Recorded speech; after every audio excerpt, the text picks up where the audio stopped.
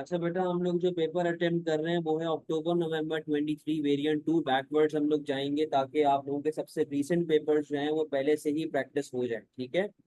तो अब जरा देखिएगा भाई क्या कहता है आपके पास ऑप्शन।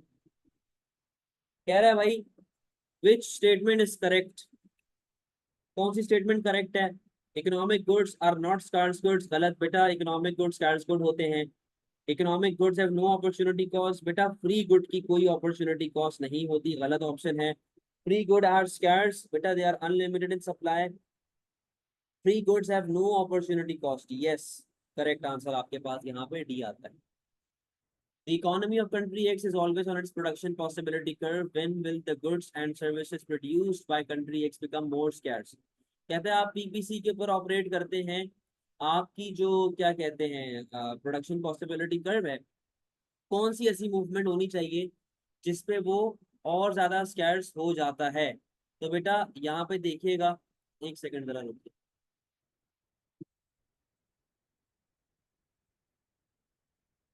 कौन सा ईयर है बेटा? अक्टूबर नवंबर वेरिएंट, अक्टूबर नवंबर 2023 का पेपर है यार, आप लोगों को होश क्यों नहीं होती है? The economy of country x वाला क्वेश्चन कर रहे हैं हम लोग, पार्ट 2। अच्छा कहता है कि भाई, कहता है और ज्यादा स्कैर्स हो जाए। और ज्यादा स्कैर्स होने का मतलब ये है कि आपकी औकात और ज्यादा गिर जाए। तो बेटा ये बात तो आपको पता होनी चाहिए कि आपकी औकात जो है वो हमेशा जब पीपीसी लेफ्ट पे आता है तब गिरती है। तो यहाँ पे देख लो, सिर्फ पीपीसी लेफ्ट का सिर्फ ये वाला ऑप्शन है। बाकी कोई भी ऑप्शन में आपके पास पीपीसी लेफ्ट की तरफ नहीं जा रहा, ठीक है। तो शिफ्ट टू द लेफ्ट। और आपका पॉपुलेशन साइज इंक्रीज हो जाए तो मतलब वही बात है कि इट इज नॉट नेसेसरी कि अगर आपका पॉपुलेशन साइज बढ़ता है तो आपकी वर्किंग क्लास भी बढ़ती है। क्या पता जो पॉपुलेशन बढ़ रही है उसमें बच्चे हो, उसमें बच्चे ज्यादा हो, जवान लोग कम हो, वर्किंग क्लास कम हो, ठीक है। तो answer is a. What is capital? बेटा आप लोगों को बताया हुआ है, कैपिटल इकोनॉमिक टर्मिनोलॉजी के अंदर हर वो मशीन है, हर वो एसेट है जो बिजनेस में इन्वेस्ट किया जाता है। तो बेटा यहाँ पर इसका आंसर क्या होगा? C, the factory use in the production. बेटा ये इंटरप्राइज की डेफिनेशन है, सही है। ये इंटरप्राइज की डेफिनेशन है, ability to organise factor of production. अच्छा, the energy use in production, बेटा ये आपका रॉ वो उसके अंदर एनर्जी कैपिटलाइजेशन के अंदर आ जाती है। मनी इन्वेस्टेड, बेटा ये बिजनेस और अकाउंटिंग टर्मिनोलॉजी में पैसे को भी हम लोग इन्वेस्टमेंट कहते हैं, कैपिटल कहते हैं। बट इकोनॉमिक्स में कोई फैक्ट्री या फिर कोई क्या कहते हैं एसेट हो गया, या कोई आपका जो मशीन हो गई, वो कैपिटल के जुम्मे में, सही है। What are features of a market economy? बेटा मार्केट इकोनॉमी में क्या क्या चीजें होनी चाहिए? सबसे पहले बेटा मार्केट इकोनॉमी में there is no government, only private ownership. तो बेटा प्राइवेट ओनरशिप होनी चाहिए। गवर्नमेंट ओनरशिप, पब्लिक ओनरशिप और फैक्टर ऑफ प्रोडक्शन नहीं होनी चाहिए, ठीक है। गवर्नमेंट एलोकेशन ऑफ प्रोडक्शन, बेटा गवर्नमेंट भी पब्लिक में, सॉरी प्राइवेट में नहीं होता। यहाँ पर भी नो होना चाहिए, तो यस, नो और नो। अरे भाई क्यों नहीं हेयर यू यार, हेडफोन अपने सही करो ना। पूरी दुनिया को आवाज जा रही है, आपको आवाज नहीं जा रही यार सुदेश। वापस से रिज्वाइन करें, आपने नहीं किया हुआ होगा connect audio. Public transport and cars are substitutes, the price of public transport rises. बेटा ये दोनों सब्स्टिट्यूट है, ठीक है। बस और गाड़ी, ये दोनों सब्स्टिट्यूट हैं। अगर पब्लिक ट्रांसपोर्ट की प्राइस बढ़ती है तो बेटा कार की डिमांड बढ़नी चाहिए, सिंपल लॉ है ना। अगर पब्लिक ट्रांसपोर्ट की प्राइस बढ़ेगी तो गाड़ी की डिमांड बढ़ेगी, सिंपल लॉ आप लोगों ने पढ़ा हुआ है। और बेटा सब्स्टिट्यूट जो हम लोगों ने पढ़ा है ये प्राइस ऑफ रिलेटेड गुड्स है, यानी कि ये non price factor. Non price factor का मतलब है कि इसकी वजह से हमेशा शिफ्ट आएगा। तो बेटा जब गाड़ियों की हमारे पास पब्लिक ट्रांसपोर्ट की प्राइस बढ़ेगी तो गाड़ी की डिमांड बढ़ेगी, जिससे आपके पास शिफ्ट आएगा, तो इट विल इंक्रीज। एक्सटेंड और इंक्रीज का डिफरेंस मैंने आप लोगों को बताया हुआ है बेटा। एक्सटेंड का मतलब होता है मूवमेंट और इंक्रीज का मतलब होता है शिफ्ट। ये दोनों चीजें आप लोगों को पहले बताई हुई हैं लेक्चर्स के अंदर।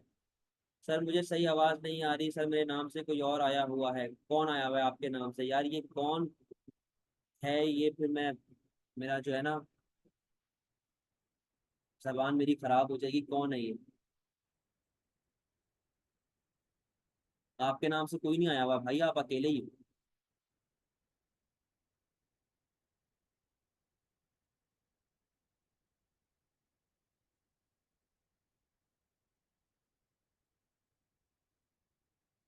भेजो।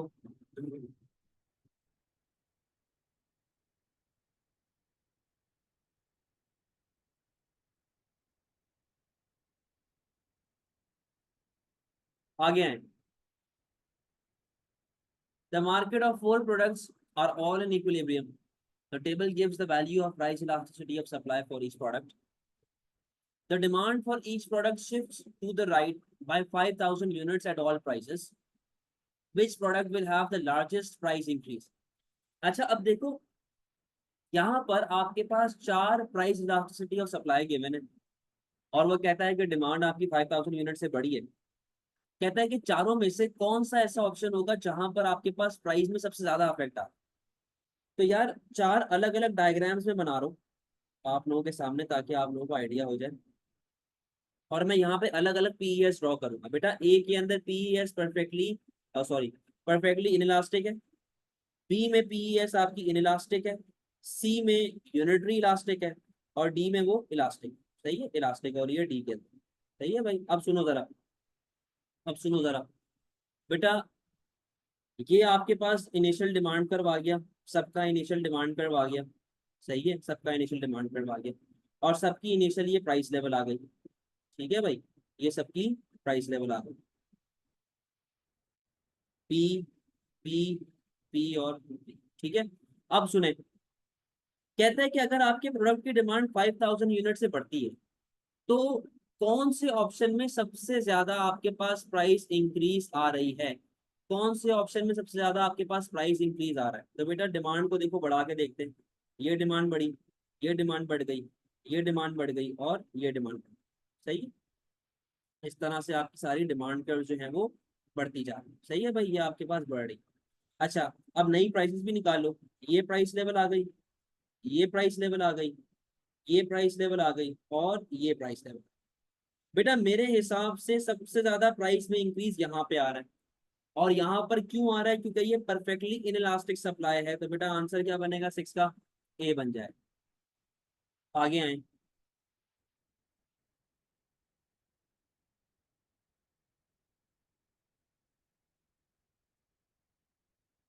आगे सेवन की तरफ देखें जरा।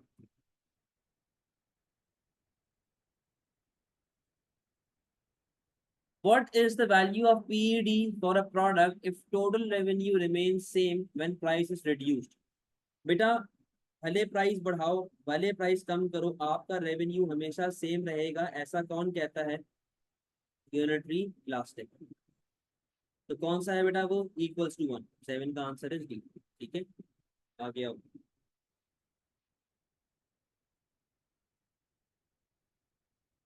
Eight. The owner of a hotel in Malaysia finds the PED for accommodation in the area is -1.7. बेटा -1.7 का मतलब क्या है? इलास्टिक। आप लोगों को एक बात बताई भी है कि माइनस साइन क्या करना है आपने? इग्नोर। 1.7 ग्रेटर देन 1 है, ये elastic. If the hotel owner decreases the price of a room by 5%, how would the demand for a room change?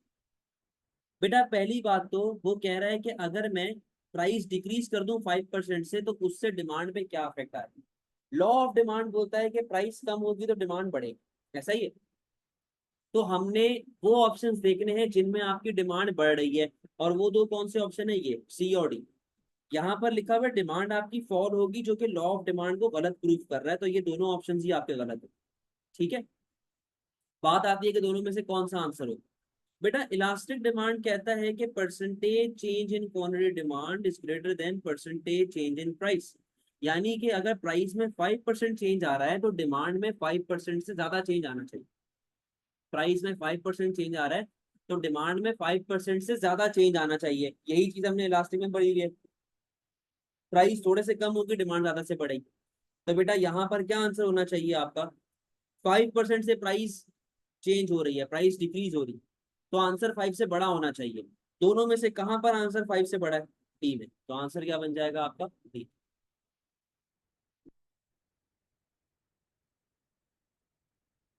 वालेकुम अस्सलाम।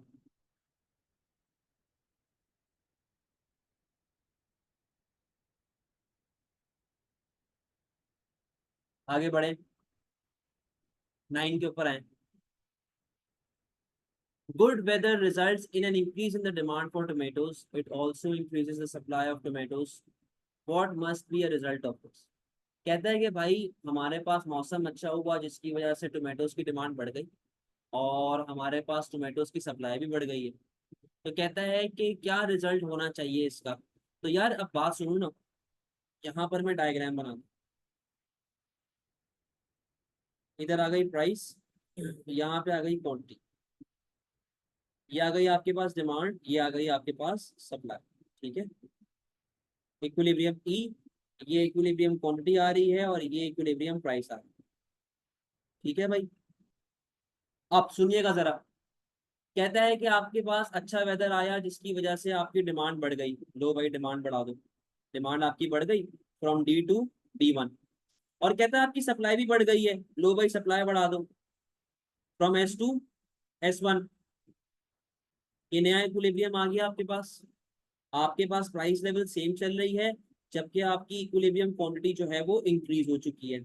ऐसा ही है, इक्विलिब्रियम क्वांटिटी आपकी इंक्रीज हो चुकी है। अब आंसर क्या होगा इसका? The price of tomatoes will fall. No बेटा, प्राइस जो है वो अनसर्टेन रहेगी। मैंने आप लोगों को बताया अगर कभी भी ड्यूअल शिफ्ट आता है तो उसमें अनसर्टेनिटी का एलिमेंट आता है। तो प्राइस अनसर्टेन रहेगी, ना फॉल होगी ना डिक्रीज होगी ना इंक्रीज होगी, sorry. The quantity of tomatoes traded will fall. बेटा आप देखो क्वांटिटी आपकी बढ़ रही है तो ये फॉल नहीं हो रहा। आपके पास जो टोमेटोज की क्वांटिटी है वो बढ़ रही है। तो आंसर आपका आ जाएगा Q से Q1। ठीक है, डी आंसर है। आप 10 पे आए। What causes a change in the price of a product in a free market economy? कहता है फ्री मार्केट इकोनॉमी में बेटा किस तरह आपकी प्राइस में चेंज आता है। सिंपल है, फ्री मार्केट में हमेशा डिमांड एंड सप्लाई फॉलो होता है, तो answer will B A. The ways of making and receiving payments continue to develop. Payments can now be made using smartphones as well as cash, debit, and credit cards. Which method of paying for product provide no information to seller about their customer? बेटा जब भी आप किसी को पे करते हो, अगर किसी डेबिट कार्ड या क्रेडिट कार्ड के थ्रू आप पे कर रहे हैं तो आपको एक रसीद मिलती है जिसपे आपकी अकाउंट डिटेल्स लिखी हुई होती है। जिसको आप पे कर रहे हैं उसके पास आपकी रसीद की इंफॉर्मेशन जा रही होती है। डेबिट कार्ड और क्रेडिट कार्ड से आपकी इंफॉर्मेशन शेयर हो जाती है। हमने क्या करना है कि इंफॉर्मेशन शेयर ना हो। ठीक है, कि इंफॉर्मेशन शेयर ना हो। फिर आता है आपके पास स्मार्टफोन। स्मार्टफोन से जब आप किसी को पे करते हैं बेटा, तो जब आप उसको पे करेंगे आपके पास उसकी इंफॉर्मेशन जाएगी। स्मार्टफोन से भी आपके पास इंफॉर्मेशन जाती है। बेटा काला धन, ब्लैक मनी, अक्सर कैश ऐसा होता है जो ब्लैक, जो जो हमेशा जब भी आपको हवाला करना होता है, स्मगलिंग करनी होती है, ब्लैक मनी करना होता है, वो हमेशा कैश की सूरत में होता है क्योंकि उसके पीछे कोई मनी ट्रेल नहीं होती। ठीक है, इसीलिए आपका आंसर होगा ए, कि यहाँ पर आपको जो है वो कोई इंफॉर्मेशन आप प्रोवाइड नहीं कर। ठीक है भाई, आगे आए। बेटा सीरियल नंबर तो वो तो देखो, वो जो सीरियल नंबर होता है ना बेटा, वो होता है कि ये नोट जो है इसका ये नंबर है। अब वो सीरियल नंबर ये तो नहीं बताएगा ना कि हादी ने पे किया है। समझे बात को? आगे आओ। 12। सर सवाल पढ़ के समझ आ रहा है कि हाँ, शाबाश। शाबाश भाई, सवाल पढ़ के आपको समझ आ गया कि ये answer. In most countries which organisation controls the banking system? बेटा बैंकिंग सिस्टम का अबू कौन होता है? सेंट्रल बैंक बैंकिंग सेक्टर का अबू होता है। तो ये बड़े सिंपल से एमसीक्यूज है।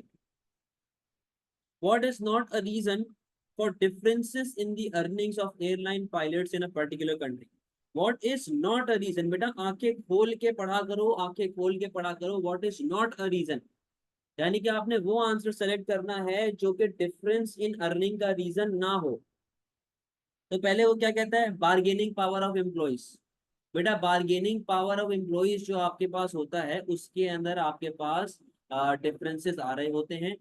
वो क्यों आ रहे होते हैं भाई? क्योंकि हर बंदे का अपनी निगोशिएशन पावर होती है। कोई पायलट ज्यादा पैसे मांग ले, कोई कम मांग ले, डिपेंड करता है निगोशिएशन पावर के ऊपर। तो भाई इससे आपके पास डिफरेंस इन अर्निंग आती है। यस, सही है, इससे डिफरेंस इन अर्निंग आती है। डिस्क्रिमिनेशन, यस, इससे भी भाई आपके पास डिफरेंस इन अर्निंग आती है। गवर्नमेंट पॉलिसीज, यस, इससे भी आपके पास डिफरेंस इन अर्निंग आती है।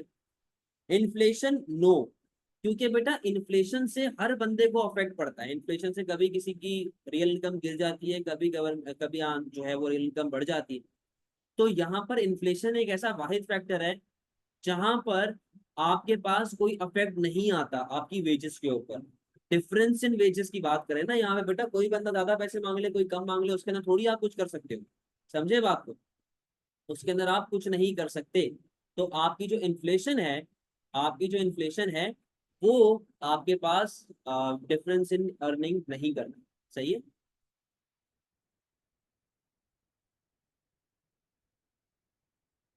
आगे। An airline takes over an airline clothing company, takes over an online clothing company. What is the advantage of such a move by airline? कहता है एयरलाइन ने कपड़े की दुकान को टेक ओवर कर लिया, तो बेटा ये कौन सी इंटीग्रेशन है? ये कॉन्ग्लोमेरेट इंटीग्रेशन। ठीक है। ये कॉन्ग्लोमेरेट इंटीग्रेशन है। और कॉन्ग्लोमेरेट इंटीग्रेशन क्या बोलती है? कॉन्ग्लोमेरेट इंटीग्रेशन आपको ये बोलती है भाई कि डिफरेंट इंडस्ट्री है, डिफरेंट स्केल ऑफ ऑपरेशन है, और आप जो है वो डिफरेंट इंडस्ट्री के अंदर जा रहे हैं। ठीक है जी। What is an advantage of such a move by the airline? To diversify their operations. बेटा कॉन्ग्लोमेरेट में हम लोगों ने ये एक बेनिफिट पढ़ा हुआ है कि yes, it is to diversify their operations. ठीक है। Possible answer. To generate economies of scale. बेटा इकोनॉमीज ऑफ स्केल जरूरी नहीं है कि सिर्फ कॉन्ग्लोमेरेट में हो। आप अगर वर्टिकल इंटीग्रेशन करते हैं या हॉरिजॉन्टल इंटीग्रेशन करते हैं, आपको उससे भी इकोनॉमीज ऑफ स्केल मिल सकता है। ये कॉन्ग्लोमेरेट का स्पेसिफिक एडवांटेज नहीं। To improve lines of communication. बेटा ये हॉरिजॉन्टल वर्टिकल दोनों में हो रहा होता है। To increase market share. Increase market share का मतलब क्या है?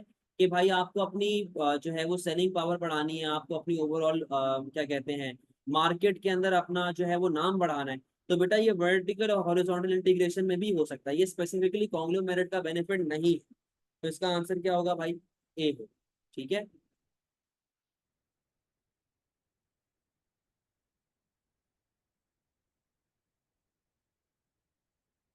अच्छा भाई, आगे बढ़ रहे हैं।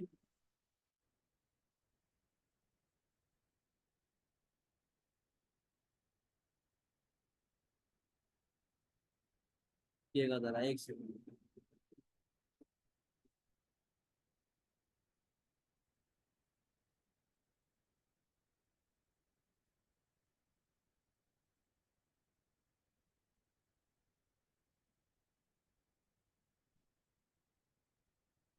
अच्छा भाई,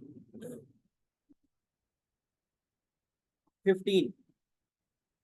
15 पे आइएगा जरा। In which type of industry is a firm most likely to make a large profit in the short run and in the long run?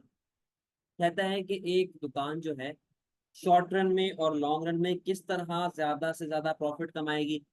बेटा आपको ये बात पता है कि अगर आपकी डिमांड इनइलास्टिक है तो आप अच्छा खासा प्रॉफिट कमा सकते हैं। यानी कि जब मार्केट में आपके पास एंट्रेंट्स कम होंगे तो आप ज्यादा प्रॉफिट कमाओगे, क्योंकि आपके अलावा और कोई बंदा नहीं है वहां। तो अब क्या लिखा हुआ है? पहला option, number of firms in the industry.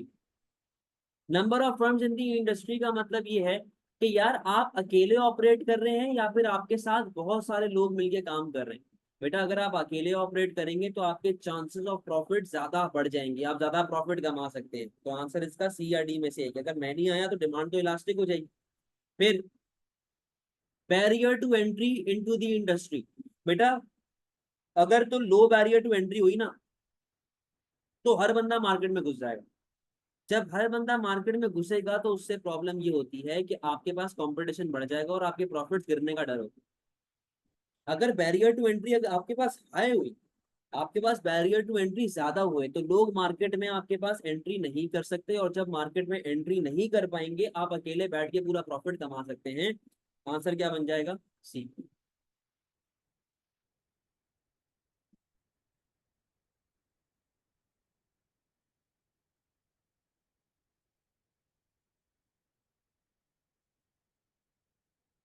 आगे हैं।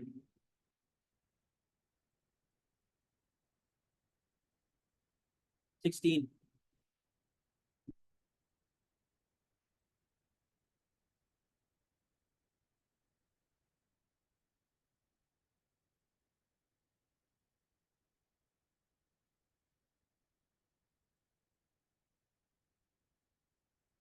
16 पे आए। A firm a firm produces 5 units of output at an average cost of $20 per unit।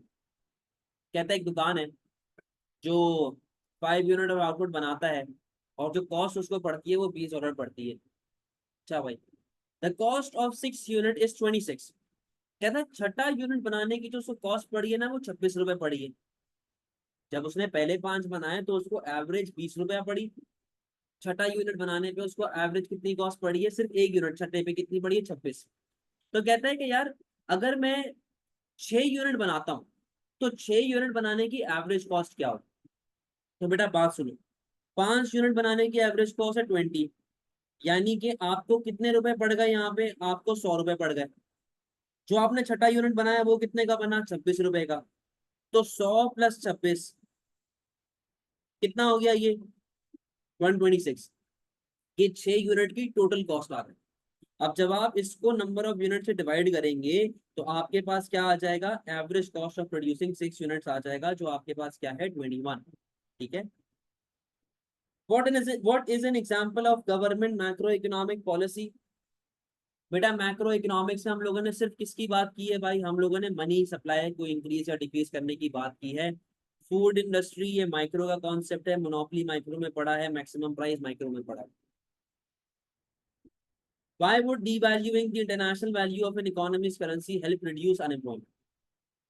कहते हैं कि अगर मैं डीवैल्यू करता हूं अपनी करेंसी को तो उससे मेरे पास अनएम्प्लॉयमेंट कैसे कम हो सकता है। बेटा जब आप डीवैल्यू करते हैं तो आप एक चीज को समझें कि आपके एक्सपोर्ट्स बढ़ते हैं, ठीक है, और आपके इंपोर्ट्स कम होते हैं। आपके एक्सपोर्ट्स बढ़ते हैं और आपके इंपोर्ट्स कम होते हैं, ठीक है भाई। अब यहाँ पे devaluing the currency would increase cost of production. तो बेटा ये तो नुकसान है ना, इससे आपका एग्रीगेट सप्लाई फॉल होगा, मुल्क में अनएम्प्लॉयमेंट और ज्यादा बढ़ जाएगी, तो परेशानी का मसला है। Devaluing the currency would increase confidence of investors. हरगिज नहीं बेटा, जब करेंसी डीवैल्यू होती है तो उससे आपके पास मुल्क में इन्वेस्टर्स अट्रैक्ट नहीं होते, इस चीज को समझे। devaluing the currency would increase the foreign demand for domestic good। बेटा एक्सपोर्ट्स, आपकी एक्सपोर्ट्स बढ़ेंगी तो आपका एडी बढ़ेगा, जिससे आपके मुल्क में अनएम्प्लॉयमेंट कम होने के चांसेस हैं। तो answer is C. devaluing the currency would increase demand for import। बेटा इंपोर्ट की डिमांड फॉल होती है, इंक्रीज नहीं होती। what is likely to happen when the rate of interest increases। कहता है बेटा अगर रेट ऑफ इंटरेस्ट इंक्रीज होगा, रेट ऑफ इंटरेस्ट आपका इंक्रीज होगा तो उससे क्या होगा आपके पास भाई। तो यहाँ पे जरा देखिएगा, जब रेट ऑफ इंटरेस्ट इंक्रीज होगा कंज्यूमर स्पेंडिंग इंक्रीज। नो बेटा, लोग तो सेविंग की तरफ जाएंगे। अगर आपका इंटरेस्ट रेट बढ़ता है तो लोग सेविंग बढ़ाएंगे, स्पेंडिंग कम कर देंगे, ठीक है, तो ये आंसर नहीं होगा। Firms buy fewer machines. बेटा फर्म जो है वो कम मशीनें बाय करेगी, तो ये आपका पॉसिबल आंसर है, बिल्कुल है, क्योंकि आपको ये बात समझाई हुई है कि जब भी इंटरेस्ट रेट आपका बढ़ता है तो लोग सेविंग की तरफ जाते हैं, इन्वेस्टमेंट वगैरह की तरफ नहीं जाते, तो ये आपका पॉसिबल आंसर है। People hold more cash. No बेटा, आप अपने घर पे कैश होल्ड नहीं करेंगे, इंस्टेड आप उसको किसी इन्वेस्टमेंट अपॉर्चुनिटी में लगा देंगे। सेवर्स अर्न लोअर रिवॉर्ड। नो बेटा, सेवर लोग ज्यादा रिवॉर्ड अर्न करते हैं, सेवर लोग ज्यादा रिवॉर्ड करेंगे, अर्न करेंगे। अगर इंटरेस्ट रेट आपके पास बढ़ जाता है तो इसका आंसर क्या बनेगा, आपके पास बी बन जाएगा।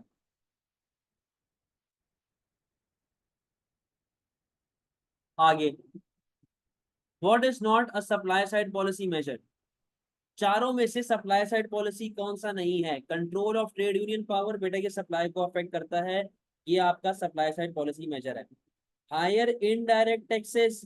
बेटा हायर इनडायरेक्ट टैक्सेस और डायरेक्ट टैक्सेस आपके पास जो है ना वो आते हैं एक तो फिस्कल पॉलिसी में, प्लस यहाँ पे लिखा हुआ है हायर इनडायरेक्ट टैक्स। हायर का मतलब है कि इससे तो आपकी सप्लाई और कम होगी, तो ये आपका सप्लाई साइड पॉलिसी मेजर नहीं है। Privatisation, yes supply side measure है। Skills and training, yes supply side measure है। Answer will be B. Table shows GDP per head for a country in 21 and 22। What is most likely to have changed between 21 and 22। अब कहता है कि यार आपका GDP पर head 2021 से 2022 में इंक्रीज हुआ है 1000 से। कहता है क्या हुआ होगा, इनकम्स वर डिस्ट्रीब्यूटेड मोर इवनली। बेटा नॉट नेसेसरी, आपका जीडीपी बढ़ रहा है, आपकी जो रिच और पुअर का गैप है उसमें थोड़ी कोई इफेक्ट आ रहा है। There was more activity in the informal economy. बेटा अगर इनफॉर्मल इकोनॉमी के अंदर आपकी बिजनेस एक्टिविटी बढ़ी है तो वो तो कभी रिकॉर्ड में ही ना आता। यहाँ पर तो हमें नजर आ रहा है कि आपका जीडीपी बढ़ा है, वो रिकॉर्ड में ही ना आता कभी। The living standard of some people improved, yes, क्योंकि बेटा आपका जीडीपी पर कैपिटा इंक्रीज हो रहा है, तो हो सकता है कई लोगों का स्टैंडर्ड ऑफ लिविंग जो है वो इम्प्रूव हुआ हो, इंक्रीज हुआ, ठीक है। The rate of inflation increase, बेटा लाजमी नहीं है। जीडीपी आपका सप्लाई बढ़ने की वजह से भी बढ़ सकता है, अगर आपकी एग्रीगेट सप्लाई बढ़ती है तो उससे भी आपका जीडीपी बढ़ सकता है, बट उसके अंदर तो आपकी प्राइसेस फॉल होती है। समझे बात को, तो लाजमी लाजमी नहीं है कि इन्फ्लेशन ही आई है। Which change to fiscal policy is most likely to reduce cyclical unemployment? कहता है कि भाई कौन सा ऐसा हमारे पास जो है वो फिजिकल पॉलिसी है कि अगर हम लोग फिजिकल पॉलिसी के अंदर चेंज करें, अगर ऐसा कौन सा चेंज हम लोग फिजिकल पॉलिसी में लेके आए जिससे सिक्लिकल अनएम्प्लॉयमेंट कम हो जाए। तो बेटा हमें एक तरीके से एक्सपेंशनरी फिजिकल पॉलिसी लगानी है, हमें एग्रीगेट डिमांड को बढ़ाना है। इंक्रीजिंग डायरेक्ट टैक्सेस, बेटा इससे आपका एग्रीगेट डिमांड फॉल होगा, और जब आपका एग्रीगेट डिमांड फॉल होगा तो उससे आपके पास सिक्लिकल अनएम्प्लॉयमेंट और बढ़ जाएगी, तो ये तो आंसर नहीं होगा। इंक्रीजिंग बजट डेफिसिट, बेटा बजट डेफिसिट का मतलब होता है government spending is more than tax revenue. अगर हम लोग इसको और बढ़ा देंगे तो बेटा इससे आपका एडी और बढ़ेगा, और जब आपका एडी और बढ़ेगा तो आपके मुल्क में बेटा अनएम्प्लॉयमेंट जो है वो फॉल होना स्टार्ट हो जाएगी, तो ये आपका आंसर है। इंक्रीजिंग बजट सरप्लस, बेटा बजट सरप्लस का मतलब होता है tax revenue greater than government spending, यानी कि जब आप टैक्सेस को और बढ़ाते जाएं, गवर्नमेंट स्पेंडिंग और कम करते जाएं, जिससे आपका एडी फॉल होगा और आपके मुल्क में अनएम्प्लॉयमेंट बढ़ जाएगा, तो ये आपका पॉसिबल आंसर नहीं है। इंक्रीजिंग मनी सप्लाई, बेटा मनी सप्लाई आप बढ़ाएंगे, आप जब मनी सप्लाई बढ़ाएंगे तो उसकी वजह से आपके पास एग्रीगेट डिमांड तो बढ़ता है, पर देखो उसने क्या पूछा हुआ है, उसने पूछा हुआ है फिजिकल पॉलिसी, और मनी सप्लाई फिजिकल पॉलिसी का पार्ट नहीं है। What must have happened in a country when it experienced an annual inflation rate of 100%? कहता है बेटा प्राइसेस डबल हो गई है, 100% से प्राइस बढ़ गई है। जब 100% से प्राइस आपकी बढ़ी होगी तो बेटा जो हमारी खरीदने की औकात है वो आधी रह गई होगी, आपका परचेजिंग पावर जो है वो हाफ रह गया होगा, आपकी खरीदने की औकात जो है वो खत्म हो गई होगी। सर पार्ट बी अंडरस्टैंड नहीं हुआ, किसका पार्ट बी? 22 का?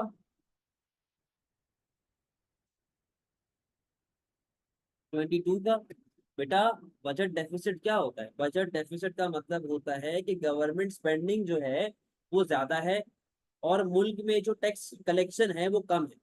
इसका मतलब क्या है कि लोग जो हैं वो टैक्सेस कम पे कर रहे हैं बट गवर्नमेंट स्पेंड ज्यादा कर रही है, तो बजट डेफिसिट का मतलब है कि गवर्नमेंट स्पेंडिंग बढ़ रही है।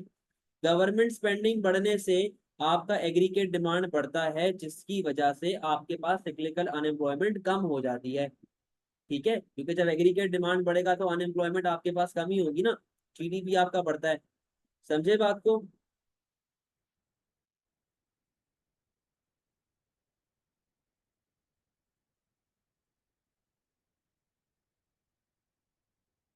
सही, आगे हैं 24। HDI can be used to measure human development in countries which measure would not be part of its calculation। बेटा HDI में कौन सी ऐसी चीज है जो नहीं आती? इन इक्वालिटी ऑफ इनकम HDI में नहीं आता, लाइफ एक्सपेक्टेंसी आता है, GNI पर ऐड आता है, ईयर ऑफ स्कूलिंग आता है, तो answer will B A, question not का पूछा हुआ। What is most likely consequence of an aging population for a high income economy? बेटा हाई इनकम इकोनॉमी, बेटा 45 मिनट का पेपर है। What is most likely consequence of an aging population for an high income economy? कहता है high income economy में जब ageing population होती है तो सबसे बड़ा प्रॉब्लम आपके पास क्या होता है? They will be a fall in dependency ratio, गलत बेटा, they will be a rise in dependency ratio. They will be fall in the level of आई वाला इमिग्रेशन, बेटा लोग हमारे मुल्क में कम आएंगे, बट अगेन एक हाई इनकम कंट्री है तो यहाँ पर तो लोग आएंगे ही आएंगे। They will be increase in geographic mobility, बेटा बुढ़े किस तरह ट्रैवल करेंगे, बुढ़े तो पानी नहीं पी सकते उठ के, तो किस तरह काम पे जाएंगे।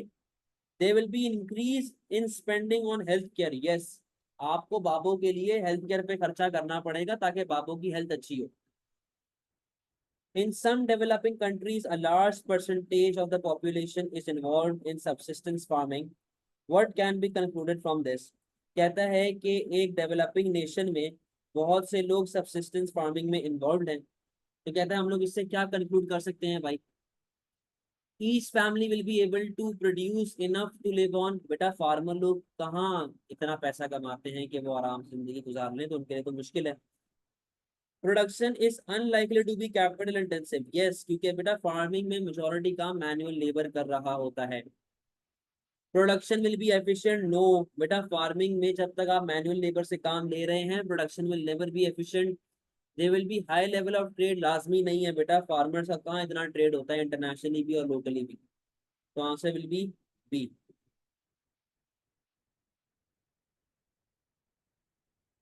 आगे 27। A small country whose only export is oil decides to reduce substantially the rate at which it extracts its limited oil reserves। कहता है कि हम लोग एक ऐसी कंट्री है जो ऑयल एक्सपोर्ट करते हैं, और हम लोगों ने ऑयल एक्सट्रैक्शन को अब काफी लिमिटेड कर दिया। What is the most likely reason for this decision? कहता है क्यों हम लोगों ने ये डिसीजन लिया। ये कहता है to improve the balance of payment in the following year. बेटा बैलेंस ऑफ, आपने तो प्रोडक्शन ही रोक दी। आप जब प्रोडक्शन ही नहीं कर रहे, आप एक्सपोर्ट ही नहीं कर रहे, तो आपका बैलेंस ऑफ पेमेंट इंप्रूव कैसे होगा? वो तो और ज्यादा डेफिसिट में जाएगा। तो ये आंसर आपका नहीं होगा।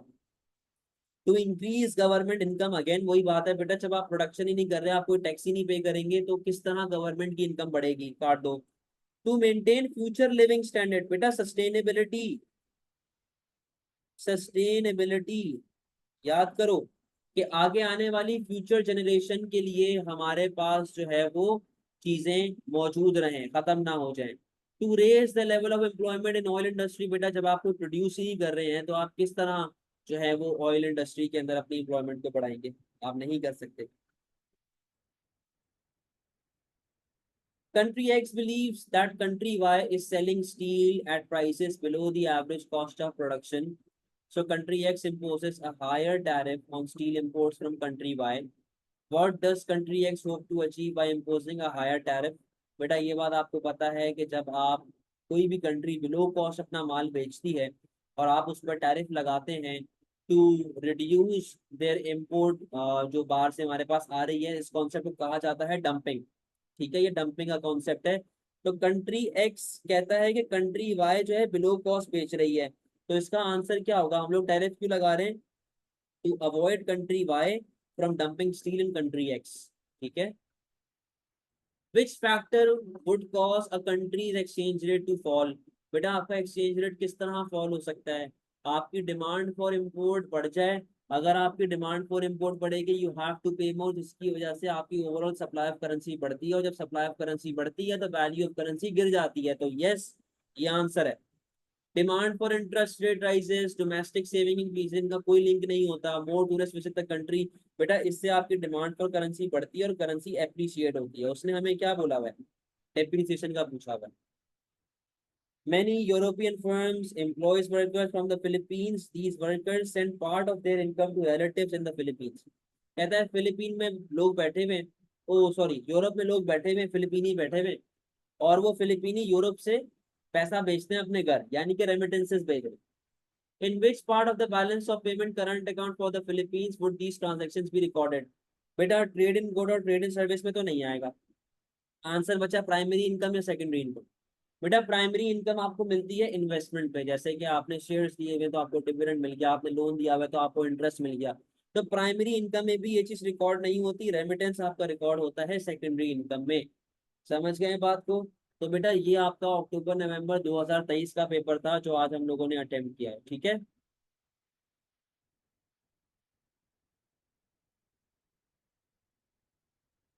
चले जी, क्लास ऑफ करें, अल्लाह हाफिज।